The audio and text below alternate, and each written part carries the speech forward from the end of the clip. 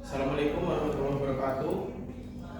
Perkenalkan, saya Muhammad Mukrisin, NIM saya F1E222041. Di sini saya ingin mempresentasikan tugas UTS mata kuliah agroindustri dan grain teknologi yang saya beri judul Suryacin atau Surya Cinnamon, berbentuk rumah pengeringan kayu menggunakan PLTS. Suryacin merupakan alat pengeringan kayu manis secara cepat dan efisien dengan tenaga surya yang ramah lingkungan dan tidak tergantung cuaca. Nah, latar belakang mengapa saya mengambil judul ini yaitu Indonesia merupakan salah satu negara penghasil kayu manis terbesar di dunia. Namun, para petani sering mengalami kendala yaitu pada proses pengeringan kayu manis, bila mana di Indonesia ini sering terjadi musim hujan atau yang cuaca tidak menentu. Kayu manis yang tidak kering tentunya akan mengurangi kualitasnya, yang menyebabkan penurunan mutu, yang bisa menyebabkan penurunan harga jual, dan akhirnya berdampak pada pendapatan petani itu sendiri. Oleh karena itu diperlukan solusi untuk meningkatkan efisiensi sekaligus menjaga kualitas dari hasil panen tersebut. Rumah pengering berbasis tenaga surya menjadi salah satu alternatif ramah lingkungan yang berkelanjutan. Selain dapat mempercepat proses pengeringan, teknologi ini juga mendukung pemanfaatan energi terbarukan yang lebih hemat dan stabil untuk digunakan dalam jangka waktu yang panjang. Nah, goal saya mengenai alat saya ini yaitu yang pertama untuk mengatasi kendala pada pengeringan tradisional, lalu ada meningkatkan efisiensi dan efektivitas pengeringan, lalu ada menghemat sumber daya, meningkatkan mutu hasil pengeringan, dan memberikan dampak ekonomi yang positif. Tujuan perusahaan saya ingin membuat alat tersebut yaitu untuk menciptakan sebuah pengering kulit kayu manis yang efektif dan efisien guna mempercepat proses pengeringan secara merata dan higienis. Alat ini diharapkan dapat meningkatkan kualitas hasil panen, mengurangi waktu produksi, serta meminimalkan ketergantungan terhadap kondisi cuaca, sehingga mendukung peningkatan produktivitas dan kesejahteraan para petani atau pelaku usaha pengolahan kulit kayu manis. Value proportion customer. Yang pertama ada pain atau masalah yang dialami. Pengeringan terbilang sangat lambat bergantung pada sinar matahari. Yang kedua, hasil pengeringan tidak konsisten, terutama saat cuaca tidak menentu. Lalu, risiko pembusukan akibat pengeringan yang tidak merata. Lalu, membutuhkan lahan yang luas untuk dan pengawasan terus-menerus. Selanjutnya, kerugian ekonomi akibat produk yang tidak layak jual karena kondisi tadi. Lalu yang kedua ada gain atau manfaat yang diharapkan oleh pelanggan. Yang pertama, pengeringan yang lebih cepat dan stabil sepanjang waktu tanpa tergantung cuaca. Yang kedua, kualitas kayu manis meningkat. Ketiga, menghemat tenaga kerja. Yang keempat, proses lebih ramah lingkungan. Yang kelima, nilai jual dan pendapatan meningkat. Yang ketiga yaitu customer job atau apa yang ingin dicapai oleh pelanggan. Yang pertama, mengeringkan kulit kayu manis secara efisien dan konsisten, lalu mempertahankan kualitas dan mutu hasil panen, lalu memenuhi permintaan pasar secara tepat waktu, lalu menghemat biaya operasional dan tenaga kerja, lalu mengurangi ketergantungan pada kondisi cuaca yang tidak menentu. Selanjutnya untuk market size, petani kayu manis di Indonesia terutama di Provinsi Jambi terdapat sekitar 16.282 kepala keluarga dengan 12.594 kepala keluarga atau 79,35% berada di Kabupaten Kerinci. Yang kedua, UMKM pengolah rempah-rempah yang membutuhkan kulit manis kering berkualitas tinggi, selalu koperasi tani, kelompok tani, dan lembaga pemberdayaan desa. Lalu industri rempah skala kecil menengah, baik yang lokal maupun ekspor. Lalu untuk fungsionalitas, yang pertama tentunya mengeringkan kulit kayu manis, yang kedua menjaga kualitas kulit kayu manis agar tetap higienis, yang ketiga mengurangi emisi karbon.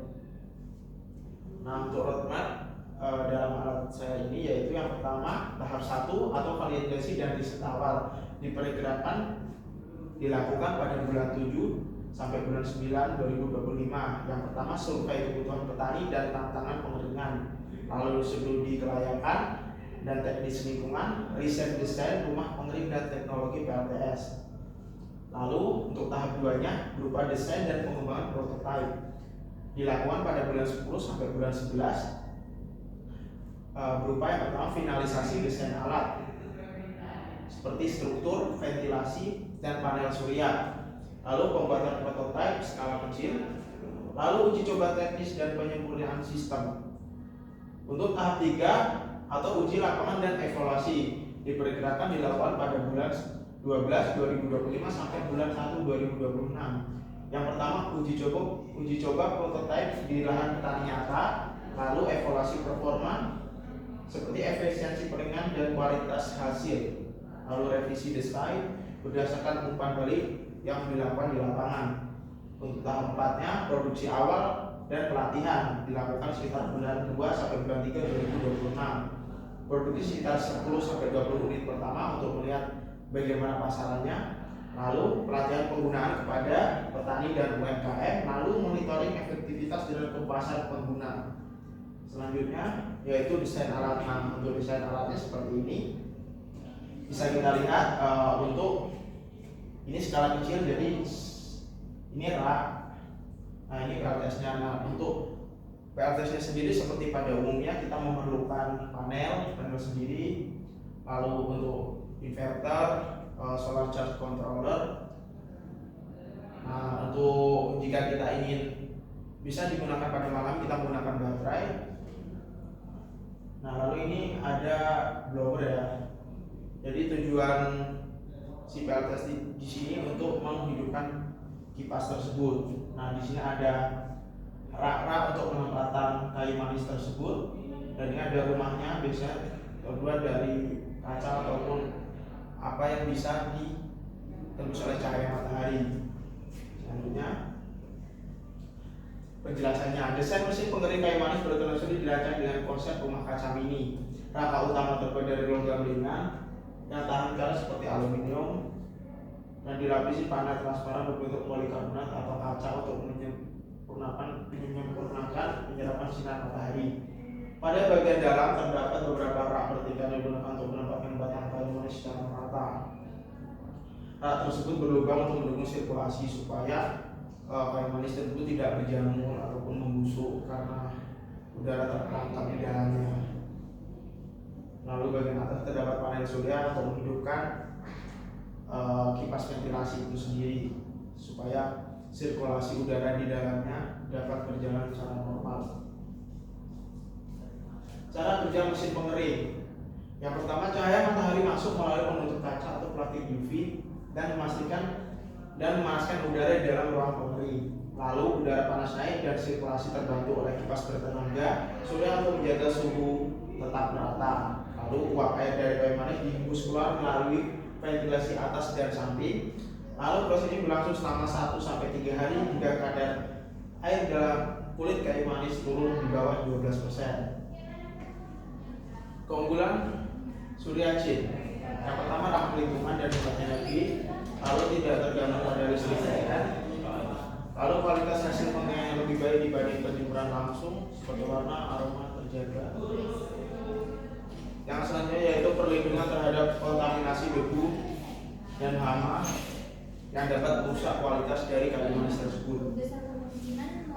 Nah, untuk BMC atau business model kanvas, yang pertama terkait partnersnya, pemasok panel surya dari komponen elektronik, bengkel fabrikasi logam, kelompok petani dan koperasi, dinas pertanian dan LSM pendukung. Nah, untuk key resource berupa teknologi PLTS dan ventilasi, desain rumah kaca mini, sumber daya manusia teknis dan pelatih, lalu material tahan cuaca dan transparan. Untuk key aktivitas yaitu riset dan pengembangan alat, produksi alat perakitan, distribusi ke petani atau UMKM, dan pelatihan layanan purna jual. Lalu ada value proportion.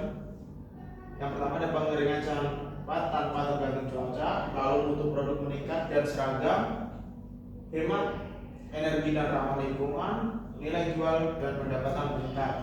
Customer relationship, yang pertama ada pelatihan penggunaan alat, yang kedua ada dukungan teknis dan garansi, yang ketiga ada pendampingan koperasi tani, lalu ada komunikasi lewat demo lapangan. Untuk channel penjualan langsung ke petani atau UMKM, lalu mitra koperasi atau kelompok tani, lalu ada pemeran pertanian atau platform digital, dan distribusi lewat dinas kementerian terkait. Lalu untuk customer segmen ada petani kayu manis, UMKM pengolahan rempah, koperasi dan kelompok tani, lalu ada industri rempah kecil dan menengah. Lalu ada cost struktur, biaya bahan baku seperti logam, kaca plastik atau UV, panel surya atau kipas.